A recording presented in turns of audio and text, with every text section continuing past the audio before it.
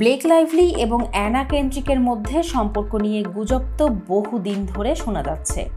সম্প্রতি তাদের মধ্যে সম্পর্ক নিয়েও আলোচনা আরও তীব্র হয়ে ওঠে যখন ব্লেক লাইভলি তাদের পুনরায় একসঙ্গে কাজ করার বিষয়ে কথা বলেন। তিনি তার আনন্দ প্রকাশ করে বলেন, এটা সেরা, আমি খুব খুশি। যখন তিনি প্রশ্ন করা হয় ব্লেক অ্যানা এর সঙ্গে আবার কাজ করা কেমন লাগছে, এই মন্তব্যটি প্রিমিয়ার ইভেন্টে করা হয়, যেখানে তারা অ্যানাদার সিম্পল ফেভার সিনেমার সিকুয়েল নিয়ে আলোচনায় অংশগ্রহণ করেন। ব্লেক লাইভলি এবং অ্যানা কেন্ড্রিকের মধ্যে গুজব উঠেছিল যে তাদের মধ্যে সম্পর্কের টানাপোড়েন চলছে এবং অনেকেই ভাবছিলেন যে তারা একে অপরের সঙ্গে আর কাজ করবেন না। তবে ব্লেক লাইভলি তার ভক্তদের এসব গুজবের উত্তরে জানিয়েছিলেন যে তিনি অ্যানার সঙ্গে আবার কাজ করতে পেরে অত্যন্ত খুশি। এই ছবির সিকুয়েলটি অ্যামাজন প্রাইম ভিডিওতে মুক্তি পাবে। ব্লেক লাইভলি এবং অ্যানা কেন্ড্রিক দুজনেই ছবির জন্য পুনরায় একসঙ্গে পর্দায় হাজির হবেন।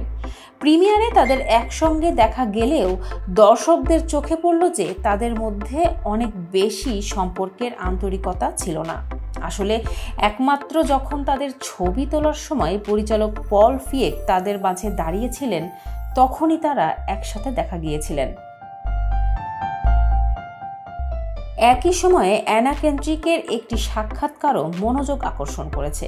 তিনি ছবির সিকুয়েল নিয়ে একটি প্রশ্নের জবাবে কিছুটা অস্বচ্ছভাবে বলেন, গত বছরটা আমি আয়াহুয়াস্কা করেছি, তাই আমি পুরোপুরি বিভ্রান্ত।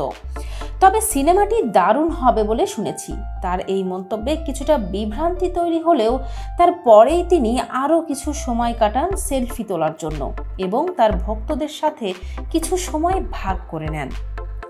এদিকে পরিচালক পল ফিয়েক তার অভিজ্ঞতা শেয়ার করেছেন। তিনি জানান, এ সিম্পল ফেভার ছবির প্রথম অংশটি তার কাছে একেবারে চমৎকার অভিজ্ঞতা ছিল।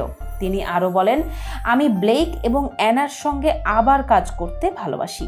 তাদের সঙ্গে কাজ করার অভিজ্ঞতা সঠিকভাবে বলে প্রকাশ করা যায় না।